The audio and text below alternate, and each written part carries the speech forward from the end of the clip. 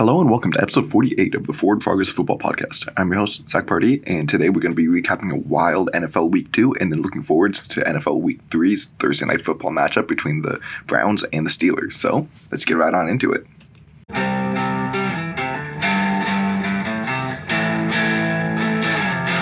Alright, so we're just going to jump right on into the games, and how I'm going to do the episodes going forward is I'm just going to give three major takeaways from each game.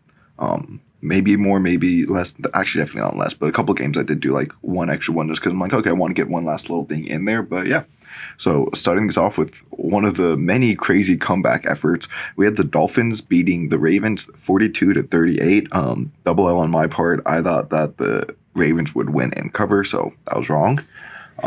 First major takeaway I have from this game is Tua can execute this offense.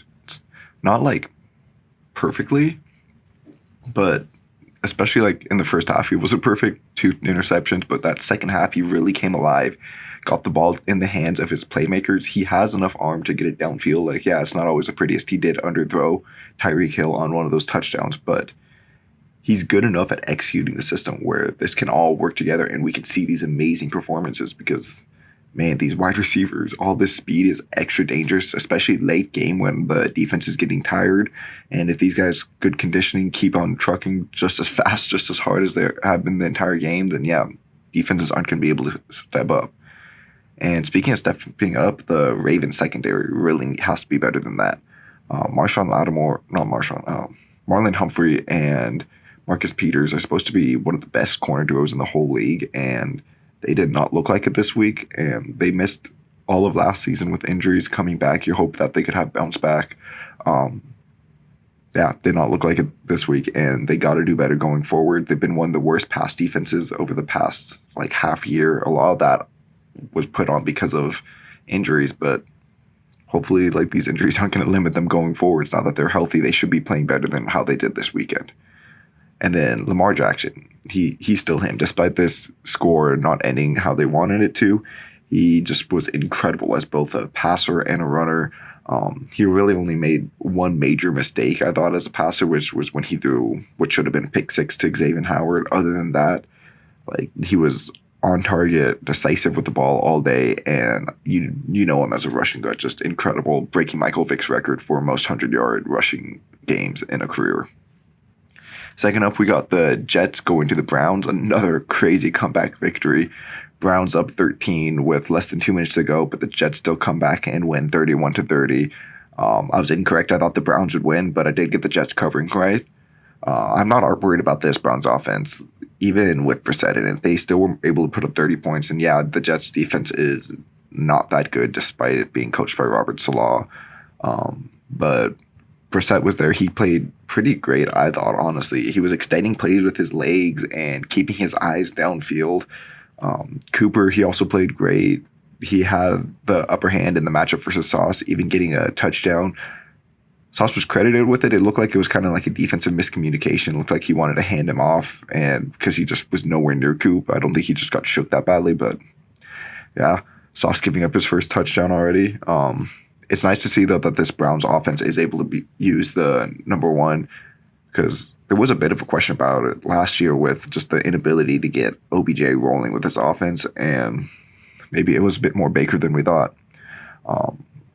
Garrett and Clowney also looked incredible for the Browns today. 11 pressures and 2 sacks combined. This Jets offensive line is a real worry right now with injuries along it, and then the guys who are supposed to be coming in and stepping up just not being able to do it. They have gone against a couple pretty good pass rushes so far, so maybe when the level of competition goes down, maybe they'll be like at least like average, but so far they do not look good, and Zach Wilson's just going to get eaten alive when he gets back.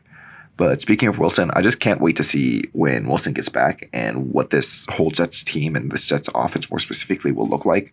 Flacco definitely left some meat on the bones in this game, missing Garrett Wilson on a couple big throws and other wide receivers too. He can't create it with his legs the same way Zach Wilson is able to, and like navigate the pockets in the same way. But Zach Wilson obviously had a lot of problems in his first year as a starting quarterback as a rookie.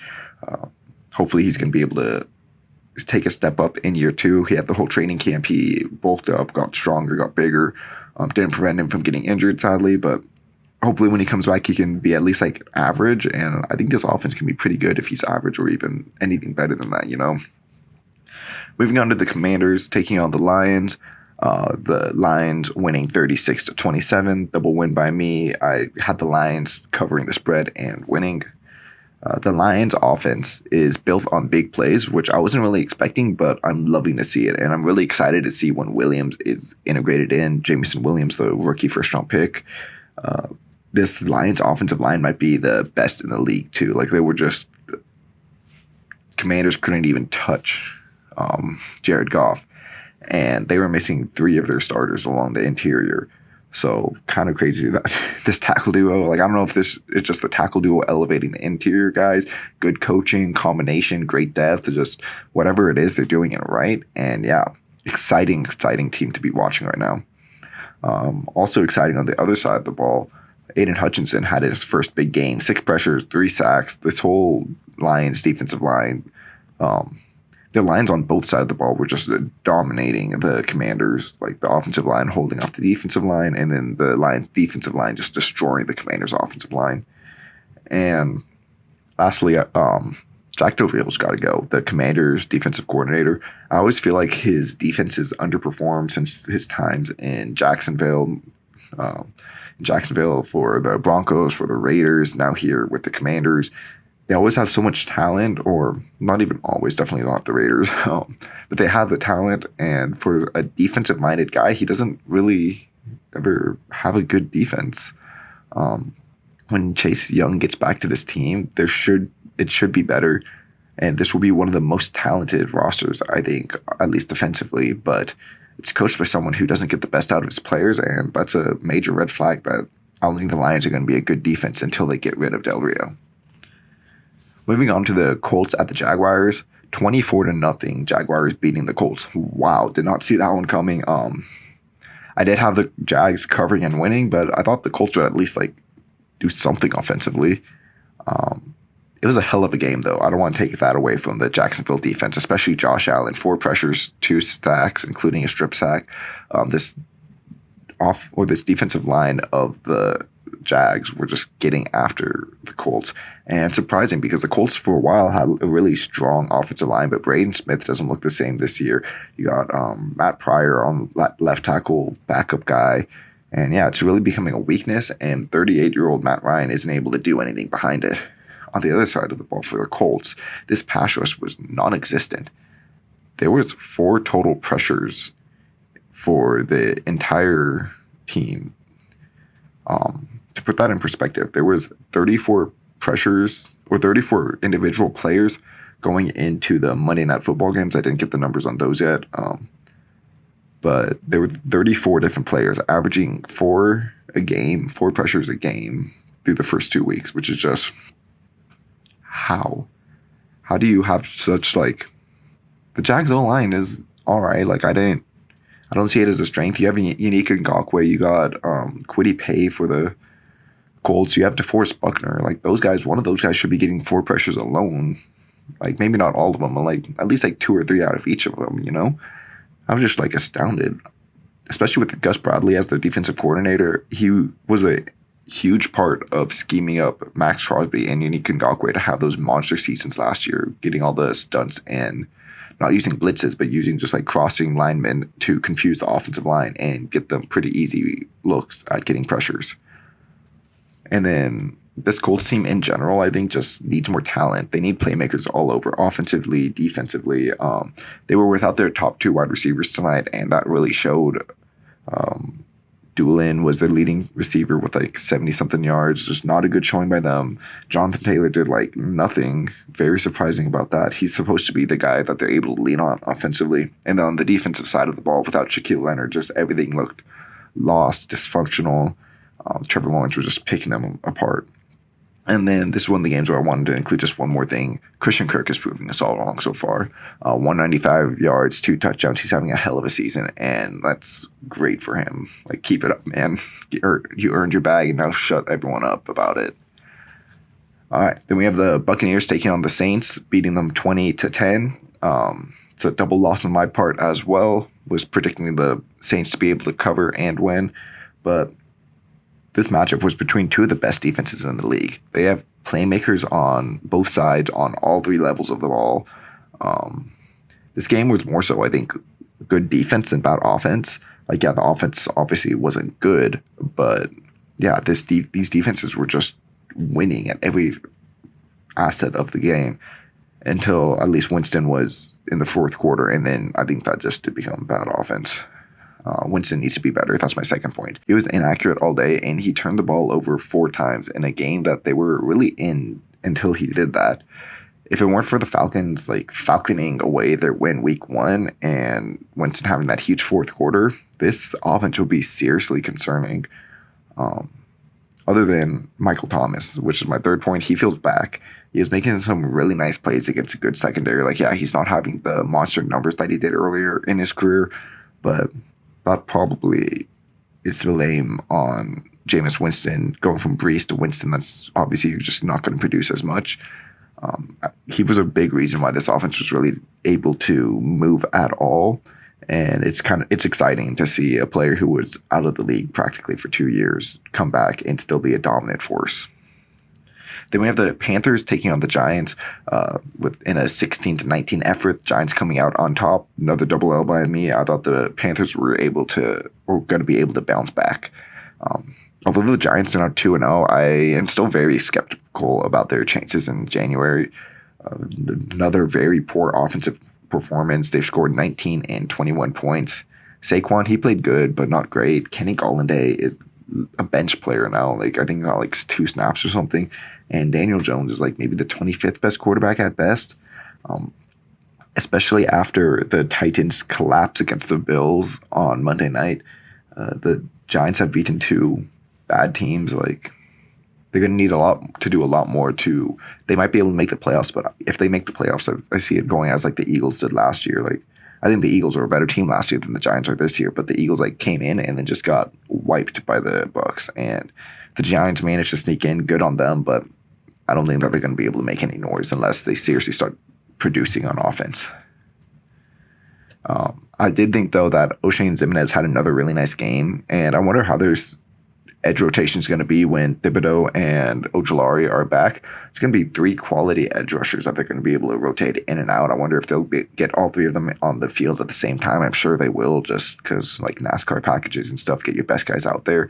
But that's an exciting piece that like I didn't really see emerging on this team. Like, I thought they'd have an all right pass rush just because they're 2 prominent outside guys, and now they have 3 of those guys. It's like, okay, could be a pretty nice defensive pass rush. And then last thing is, will the Panthers ever be able to find a quarterback? Because Baker Mayfield isn't showing to be him so far. He had a 48% completion percentage this game and only 5 yards per attempt. How late in the season are we going to be until we can no longer be saying like, oh, we still learned the offense. He'll get that chip on his shoulder soon and just pop off. Like, when are we going to realize that Baker Mayfield isn't going to be the Panthers starting quarterback of the future, and he might be throwing away his last chance to start in the NFL already, which is sad to see from someone who was so talented, who overcame all these odds, and now it's like, okay, so what have you done for me lately, league? And he's done nothing lately. They were the Patriots taking on the Steelers, winning 17-14. Another double L on my part. I promise it gets better from here. The Patriots were able to come out on top on a really ugly performance from both of these offenses. Starting with the Steelers, I feel like they're built backwards on offense. Like, you see a lot of teams, they want to build through the trenches first, get a strong quarterback to put behind that, and get him some weapons to build around. But the Steelers, they have good weapons. They have good wide receivers and running back, but they don't have a good offensive line at all. We saw this today in effect. Mitchell Trubisky under pressure all day, and yeah, they don't have a good quarterback. It's Mitchell Trubisky. Really poor performance on his end once again. I feel like we're going to see Kenny Pickett sooner rather than later. And on the other side of the ball, also a poor day for Mac Jones. Just when we going to get early last year's versions of Mac Jones again? Is that guy gone? Is it the offense being complicated? Matt Patricia just effing things up, ruining the flow? Like, what's going on there in New England's offense? Are they going to be able to get it to click soon? Did they just go against like a good Pittsburgh defense, and next week against the Ravens offense or defense, which looked really shaky this week against the Dolphins. Are they going to be able to like course correct and get back on track, or is Mac Jones, have we already seen his ceiling? And that was the worry about him coming out of college, that he was this topped out quarterback who was going to be good, but couldn't really elevate much beyond what he currently is. And then lastly, I thought the Patriots O-line had a really good day overall after a pretty poor performance week 1 against the Dolphins. They got off on a good foot this week. The Steelers are really missing the presence of TJ Watt already. I think that showing, we'll see if that shows up again when the Steelers play the Browns on Thursday. But as of right now, I'm kind of concerned about the Steelers pass rush, even though I thought it had some nice pieces still with Cam Hayward and Alex Highsmith specifically. All right, moving on, we got the Falcons at the Rams, 27-31. The Falcons almost pulling off the reverse 28-3, but double win by me. I was correct. The Rams won, but the Falcons still covered. London is already looking like the real deal. First round pick, 8th overall, Drake London, taken by the Falcons this year. He's producing in each game. He's being the number one receiver on this team that really needs one, especially with Kyle Pitts just not being anywhere to be found right now. Definitely hope that we start seeing a bit more of Pitts because he's a really dynamic weapon for this offense. But it's nice to see that Drake London stepping up his place. Second, Cooper Kupp might just be the best receiver in the league.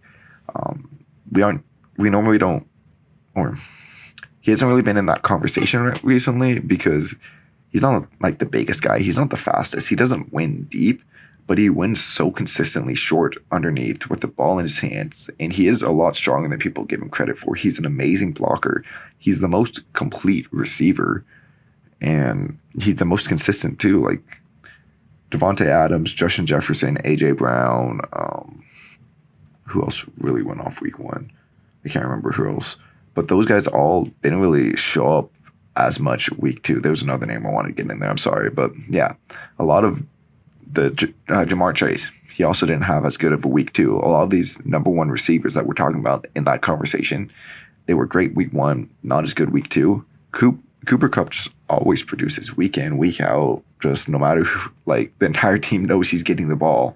That's all the Rams did week 1. And week 2, they did it again, and it worked.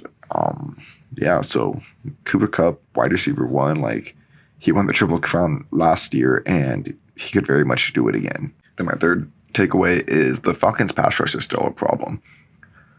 It looked good week 1. I was excited about it, but this week they only totaled 6 pressures. Grady Jarrett was mostly neutralized. Arnold Ebiketie didn't really do much at all. Their rookie second-round pick. They totaled 6 pressures, which only 2 more than the Colts, but still, like, if it weren't for the Colts, definitely would have been by far the lowest of this week, and definitely a concerning thing, seeing how poor the Rams' offensive line looked last week, that the Falcons couldn't do anything against them this week. Right, then we have the Seahawks taking on the Niners, losing 7-27. I got the winner right in the Niners, but I did think that the Seahawks are covered, which they clearly didn't. Terrible what happened to Trey Lance. But now it's Jimmy's team again, and they really seem to rally around him. I don't know what it is. Just whenever Jimmy's on the field, everyone loves him. He's a great personality. All the players just get behind him. You really saw it when that quarterback sneak resulted in a touchdown. After that popped up, everyone's hugging him, tapping on the helmet. He still looks like their leader. They still treat him like the leader, and maybe not for the future of the franchise this is good, but at least for right now, he's someone they can rally behind. And say whatever you want about Jimmy. He's maybe the 20th best quarterback at best, but he knows how to win with this team. He knows how to execute this offense just enough to win games. And yeah, will this team still be in Super Bowl contention? I think so. Will they be able to win it? I'm more iffy about, but at least Jimmy will keep them in the conversation. And then Nick Bosa 8 today. He went against the young developing offensive linemen in Seattle, like Charles Cross, Abe Lucas. Cross actually played pretty well. It was mostly Lucas he was getting the better of. But yeah, another great day by Bosa, and he's firmly cementing himself as one of the top edge rushers in the league. I feel like after his ACL injury, people just kind of forgot about him. Even though he had like 15.5 sacks last year, he wasn't really in the conversation as one of the top tier edge rushers, but he is. He's phenomenal. And today was just another day of him showing that. then lastly, this Seahawks squad is so full of talent and potential, and you can see it. It's just going to take some time to get unlocked, and they're going to suck until then. But I really like the pieces that they have along their secondary offensive line, and then their wide receivers, of course, are already established studs. But the secondary, they got Kobe Bryant and Tariq Woolen and Mike Jackson. These guys all, at least like, I feel pretty confident one or two of them are going to turn out to be stars, just with their physical gifts and already starting and showing some promising tape. They just need to develop better technique, especially Tariq Woolen needs to be a bit less grabby. This offensive line, two young guys who have all the potential to be their bookend tackles for the next couple of years. And then, the wide receivers, as I said, are already really established. And they have a couple nice building blocks. They just need to get the rest of the roster in around them, and then these guys to develop and grow together. We have the Bengals taking on the Cowboys, one of the more surprising games of the week, 17-20. I was incorrect. I thought the Bengals would cover and win, but the Cowboys were able to be the underdogs and step up big. Speaking of stepping up big, Noah Brown, he's really producing in the absence of Gallup and Washington, and then with the departure of Cedric Wilson and Amari Cooper. Really seems like Dallas just like churns these guys out. Like Cedric Wilson last year, Michael Gallup, he was like a third-round pick. Obviously, Cooper was a first-round pick and then traded for a first. And then CeeDee Lamb also is a first-round pick. But Dallas has a thing for making and fostering environments for good receivers, and it's showing up again here with Noah Brown. Then this Bengals offensive line is definitely a problem, especially going against Micah Parsons, who looks like the defensive player of the year front runner right now. But Burrow definitely invites some of this pressure. He holds on to the ball for too long, and I think he definitely can work on his pocket navigation skills, like especially one play. I'm sorry, I don't remember when it was in the game, but he rolls out left when there was all this space to the right, and it seemed like the wide receivers were flowing to the right. I don't know why he went out to the left, because that's where all the defense was. I'm hoping there's more to be seen on that play. It was just a very confusing thing. So yes, this offensive line needs to be better, and especially with all the investment that they put into it. But Burrow's got to do a better job at not putting his offensive line in compromising situations and taking sacks unnecessarily. And third point here is Tony Pollard is the best running back in Dallas. I feel like most people have known for this for a while, and this was just another game that showed it. The whole world feels like I feel like the whole world knows this by now. But everyone but the Cowboys, like Zeke is past his prime. Like Pollard's more explosive. He seems faster. Zeke is a really good run block or pass protector, so maybe that's why they keep him in a bit more. But Zeke wasn't able to generate the same explosive plays that Pollard was this game, and it's been that way for a few years now. So they really need to start giving Tony Pollard as the number one back, giving him more touches, more carries, and then using Zeke as the complementary piece, kind of like Javonte Williams, Melvin Gordon split, Speaking of that, let's go into the Texans at the Broncos. Broncos coming away as victors in the 16-9 bout. Correct guesses by me in both the win and the Texans still being able to cover. Nathaniel Hackett, he's on a fast track for being a one-and-done head coach. This offense is supremely talented across the board, and yet it scored 16 points in back-to-back games against really poor defenses that they outgained yardage-wise, like, incredibly. Like, they had good offensive performances, yardage, but just couldn't get the points on the board. Russell Wilson has looked bad so far. Surprising. He's a Hall of Fame quarterback, still in like 30, in his early 30s. And then the game management stuff, like everyone saw the Broncos counting down the clock because there's so many delayed game penalties. The Broncos fans, I should say, chanting throughout the whole stadium, making sure that this team got the ball snapped in time. Like, you never see that. And the decision to punt it instead of kicking a 58-yard field goal, like, that was very weird. Last week, you decided to kick a 64-yard field goal in Seattle instead of going for it on fourth down. But then this week, you decide to punt the ball instead of kicking a 58-yard field goal in Denver with McManus, who has kicked that far before. I don't know. Hackett's got to turn it around fast. Maybe he's just some guy who's better as a coordinator than coach. There's a lot of guys like that. and he's looking like he's one of those guys so far. The second point is you can see all the potential with Derek Stingley, the third overall pick from this year's draft, a cornerback for the Texans. But this week, the ball skills just weren't there, which is very surprising because that's what he thrived at LSU, was like being able to flip his hips, locate the ball, break it up, or punch it out the wide receiver's hands. But most of the catches he allowed tonight, he was right there in coverage, but he couldn't locate the ball and force it incomplete, or he'd get too grabby with the receiver and get flagged. And third point is I still don't think that Mills is the future here in Houston, but maybe it's not even entirely his fault. They need to get more weapons for him in this offense, whether it's for him or the next guy. Collins did step up a bit more this game. It was nice to see. He had about 50 yards, especially late in the game, trying to make something happen, but they needed to get more out of him. And Cooks, like, they combined for just over 100 yards, and no one else really stepped up to be a playmaker for them. And then the last of the non-primetime games, we have the Cardinals at the Raiders in a heartbreaking loss. Man, that was tough to watch in person. 29-23. The Raiders were up 20-0 at half. Incorrect by me. I thought the Raiders were going to win and cover. It looked like they would for a while, but this is why you pay Kyler. He was sloppy in the first half. There's no getting around it, but he elevated the entire team. He created this win single-handedly. He was playing both against the Raiders and the Cardinals coaching staff, it felt like, and the offensive line.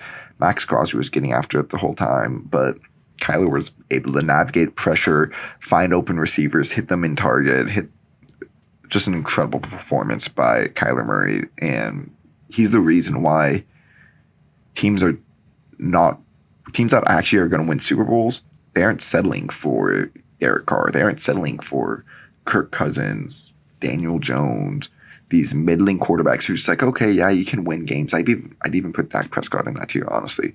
I don't think that this style of quarterback that doesn't elevate is going to be able to win games, because you aren't going to be perfect as a play caller, and eventually it's going to come down to you need your guy to make a play or else their guy's going to make a play. We saw that last year with Chiefs Bills, and then the next week Joe Burrow stepped up and made plays, and yeah, Kyler Murray showed this game why you need an elite quarterback to win in the NFL. And then my second point is this Raiders offensive line, I thought, played pretty average. Maybe not good, but like they only gave up one sack, not too many pressures. They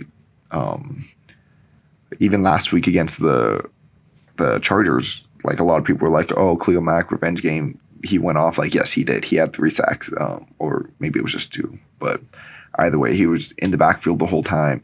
And yeah, Khalil Mack won, but I thought the rest of the offensive line really held up that game too, and a lot of the sacks were on Derek Carr holding the ball too long. And this week, only 1 sack, as I said, and Carr was getting the ball out a lot faster. So this offensive line played pretty well, and I think that they could honestly be pretty average, and this could be a good sign for the Raiders moving forwards. If they can get their freaking coaching figured out and Derek Carr figured out, then this could be a good offense, which is surprising because I thought the offensive line would be the thing holding them back, not Josh McDaniels and Derek Carr.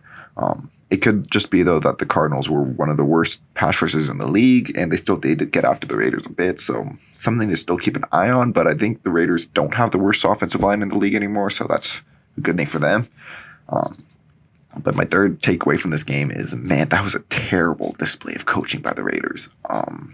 They hardly ran the ball in the second half. There was a 24-second 3-and-out in the fourth quarter when they were up the 16 points. And it's like, why? Like, why not run the ball? Josh Jacobs was having a pretty good game. Like, I think he averaged like 3.6 yards per carry. I don't know why. I thought he was averaging more than that, but went back and looked at it and said, okay, only 3.6, but still, like, give him the ball at least once. Like, give it to him on first down, leave some clock like that. There was another time later in the quarter, they punted with 8 seconds left on the clock. The Cardinals ended up scoring that game-tying touchdown with 5 seconds on the clock when they snapped it. So, like, I still think that they probably just would have, like, called what they called on fourth down on third down instead on that play or whatever. But still, the Raiders kept leaving time on the clock, and that's obviously led to this incredible comeback.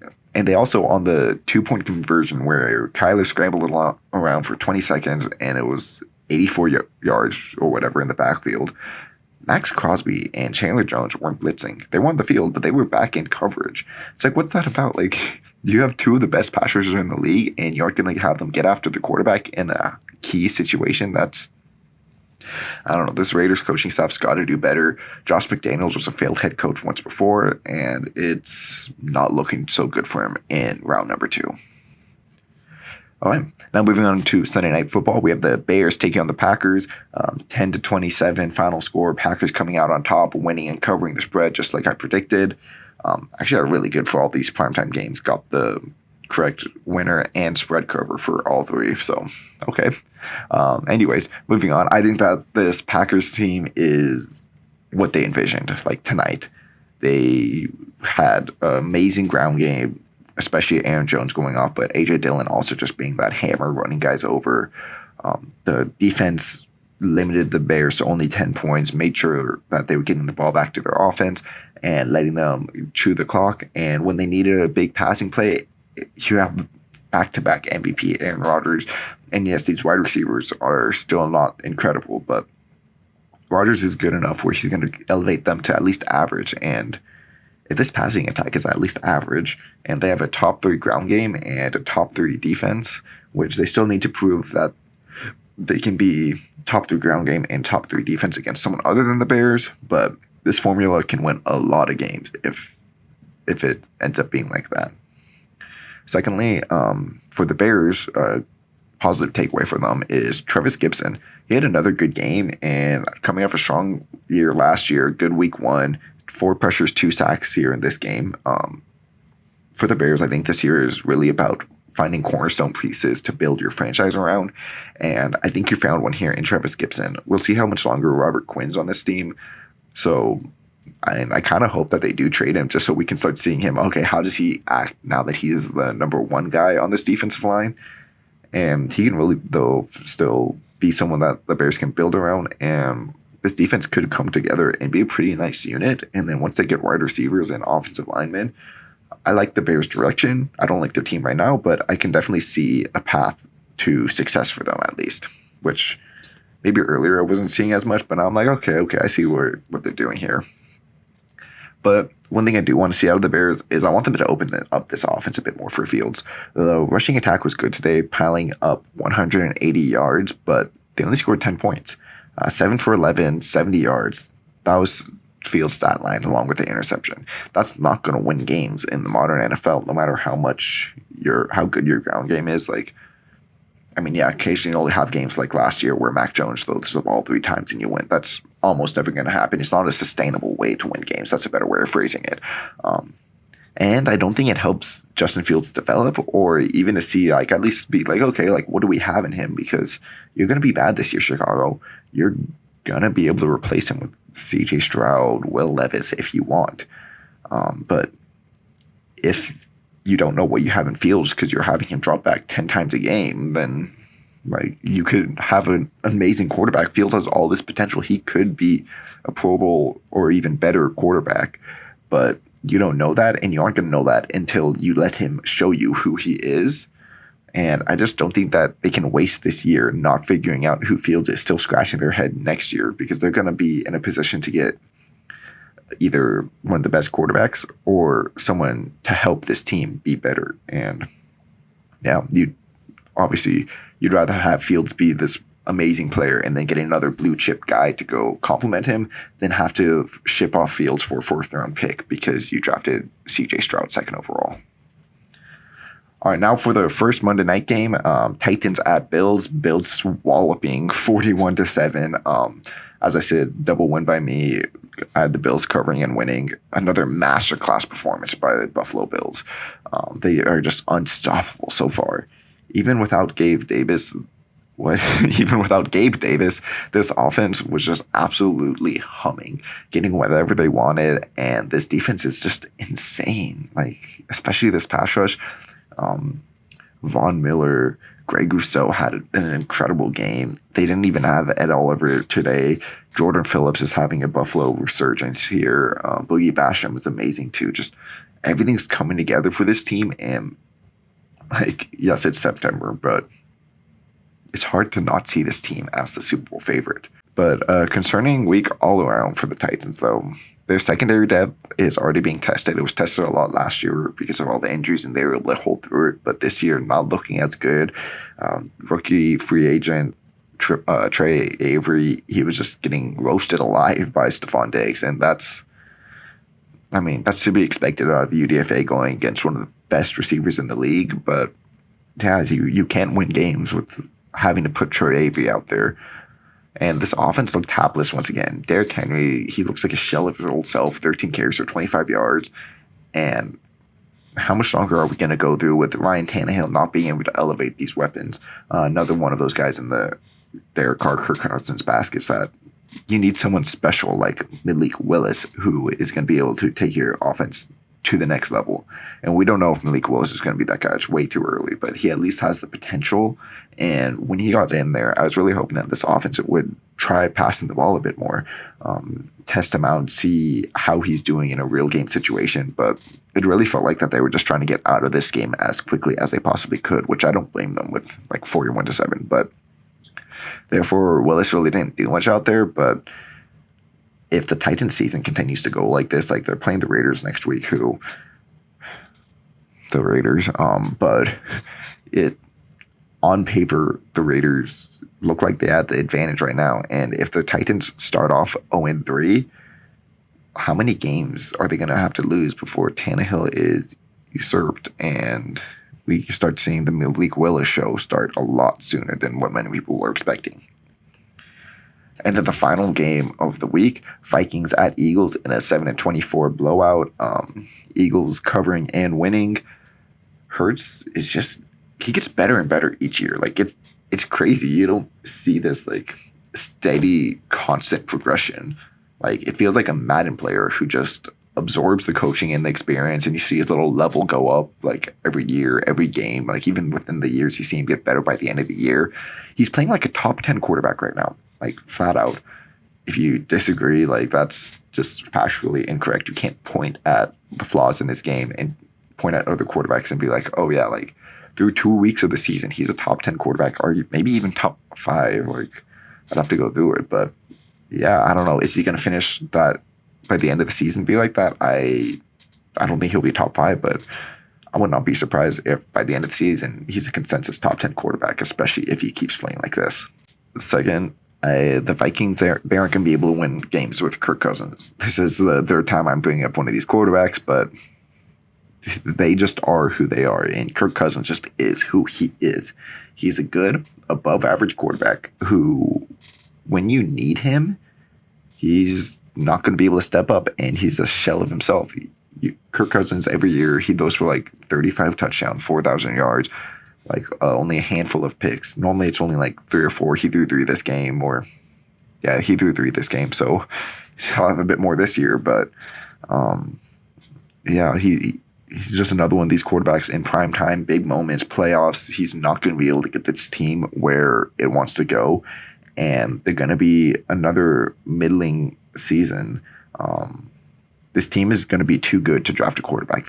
I still think that they have the potential to make the playoffs, finish around 9-8, 10-7, and have like a late teens, early 20s pick. And that's going to be too good to draft a quarterback, but they aren't going to be good enough to win a Super Bowl with Kirk Cousins. So I just don't know where this is heading. And unless they try to trade for a quarterback, they're going to need to hit rock bottom before they get back on top of the mountain. And then lastly, this Eagles defense is just thriving. It had 24 pressures, only 2 sacks, but 3 picks. There were some justified concerns coming into the week after giving up 35 points to the Lions, but they had an amazing bounce back week. And it helps that this offense, or it helps that the Lions offense definitely looks legit after this showing against the Commanders this week. And then the Eagles, Darius Slay having a 2-interception game, Fletcher Cox, Josh Sweat having good games rushing the passer. Just all in all, this Eagles team is a top 3 NFC team right now, and it's in prime position to make a deep postseason run as long as things keep clicking the way they're clicking. So on the week, that brings me to 9-7 in just straight up games and 8-8 against the spread. Improvement from last week, and hopefully keep going up from there as we learn more and more about each team. Yeah, obviously a lot of surprising down to the wire finishes in this week. Overall, now I am 17-15-1 on the season, and then 14-18 against the spread. But enough of looking at recaps. Now moving forwards into the Thursday night bout between the Steelers and the Browns. Browns right now are 4.5-point favorites. Both of these teams are coming off real close losses. And so which one is going to be able to bounce back? I think a lot of that has to do with the coaching and the culture. Especially because it's like a divisional game coming off a short week.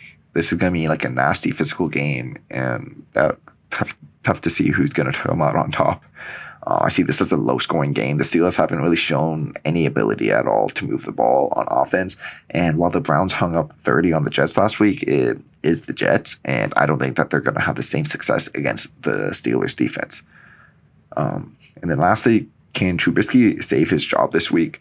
I don't think he has much time left as a starter. I don't think he's going to make it through the season, especially with the performance we saw from him last week.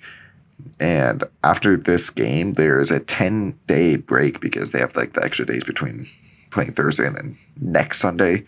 A 10-day break between this game and then a bout with the New York Jets.